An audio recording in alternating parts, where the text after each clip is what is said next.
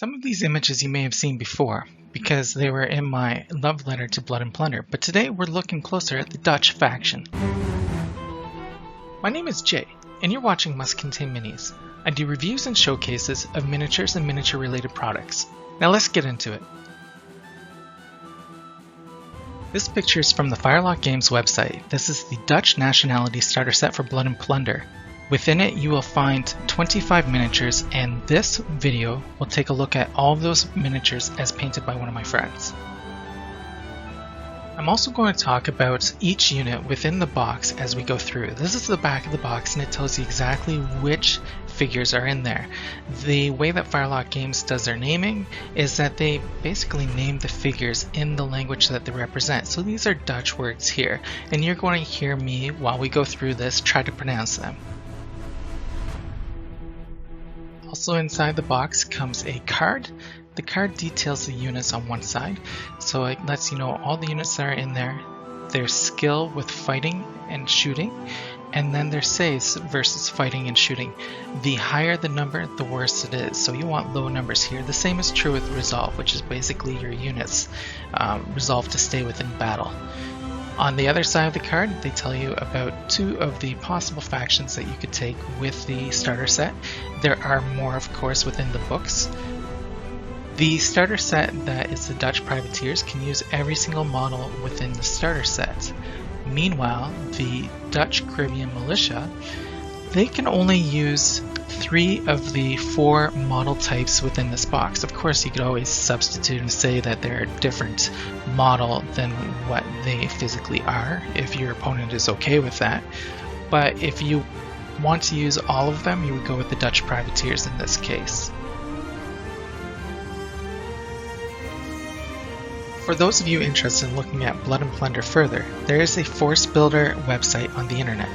So I will leave a link in the description below, but basically you come here, you put in your faction or your nationality, then you can choose your faction, your captain, and from that you can choose which type of units you want as your core and your support. In most cases you're going to be able to choose 1 support unit for every 2 core units that you take. This is the Dutch Commander. When taken as a privateer captain, this experienced Dutch Sea Commander is better at shooting cannons than some of the other commanders out there, and he's also strict.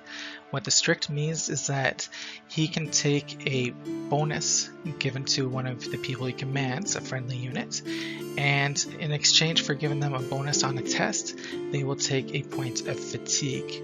If you take this commander as a seasoned veteran level, then he also gets Commodore, which means that he has an increased range for giving orders to other ships, so he can give actions to units on other ships.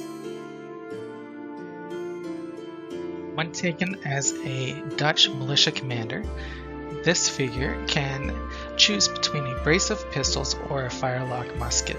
So the other commander we looked at for the privateers, he only gets a brace of pistols. This guy gets a choice. On top of that, if you take him at the experience level or higher, he gets inspiring, so he's better at rallying the people around him. They get to re-roll a failed rally test when they're within a certain range and he's active. And then if you take him as seasoned, he's battle hardened, so the unit that you put him in, they're going to stand up better in a fight. These are your Zeelieden. Now they're basically sailors, and as sailors they're expert at handling your artillery, and they're also expert at sailing your ship.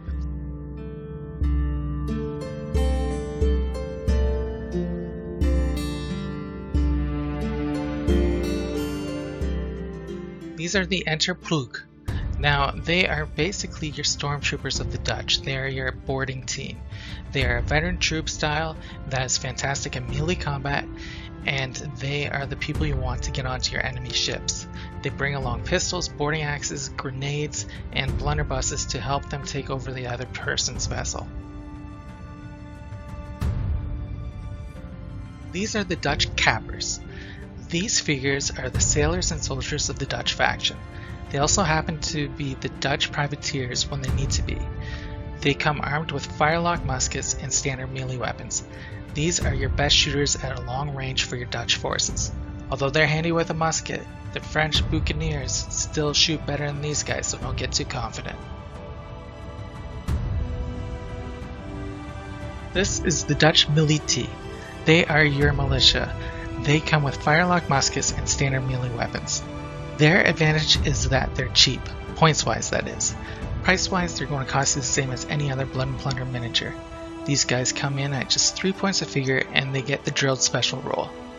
The drilled special rule means that if you put them base to base in a group, you get the advantage of using a dedicated action for firing your weapons. By using a dedicated action to shoot, you increase your militia's chances to hit. This is a very good thing because otherwise they're bad shots and not even very good in a fight either. There you have it. Now you know exactly what is in the Dutch nationality starter set. As such, this video ended up being a bit of a product review too. Before finishing out, there are a few things I'd like to mention about the Dutch in Blood and Plunder. These guys hit hard. Across the board, they have the best skill levels in artillery.